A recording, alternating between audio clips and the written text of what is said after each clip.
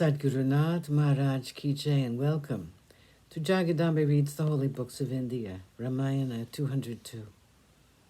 As you may remember, Sita had been captured, and she was calling out for help. Jatayu, who had gone to sleep on the top of a tree, woke up when he heard her piteous cries.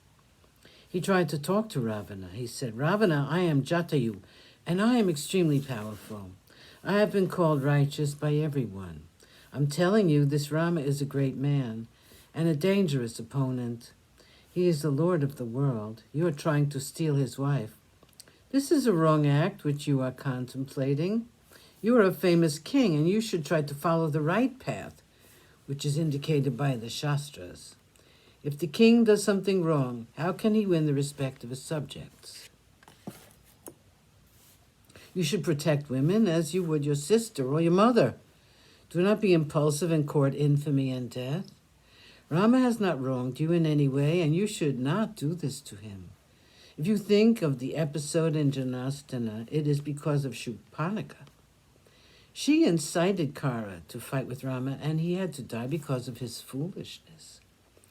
Tell me truly, why are you acting like this? Give up this madness, else you will regret it later. A man can only carry so much burden, which he is capable of carrying, and he can eat only as much as he can digest. If either of these is in excess, then the person suffers for it. Ravana, I'm old, and you are young.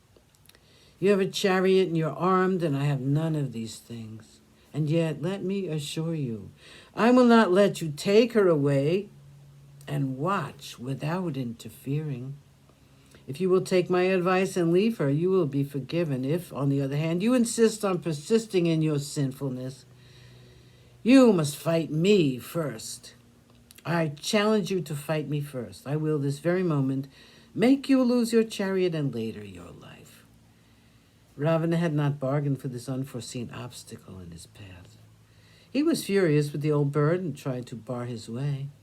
He began to fight with Jatayu, and the encounter between the Rakshasa and the bird was a glorious sight. Ravana hurt the bird with his arrows, and Jatayu was able to fight with his claws, his wings, and his beak.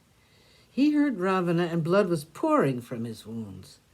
Jatayu was able to withstand all the arrows of Ravana.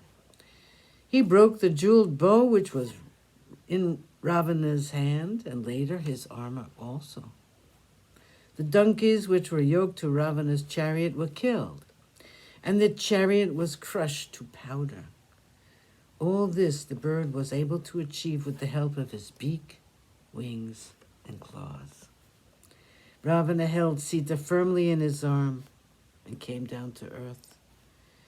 He saw that Jatayu was now tired and weak. Ravana rose up into the skies once again, and so did Jatayu. He went near Ravana. He heard him in several places.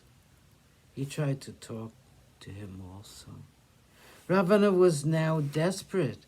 The valor of the old bird was amazing.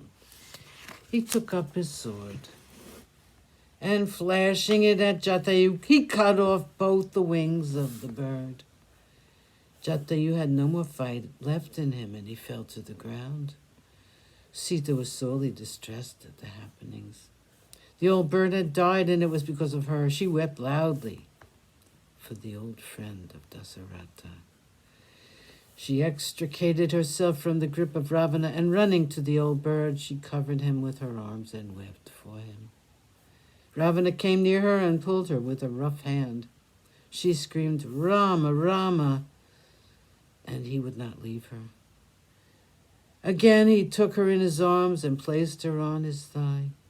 He then rose up into the sky. Nature stood still when this outrage happened. The day was now dark as night. The sun lost his luster, and the wind stood still. There was only one happy person, and that was Brahma, the creator. He said, "What had to happen has now happened." The rishis were unhappy at the plight of Sita. Sadhguru Nath Maharaj Ki Jai. Thank you for coming. I hope you come again.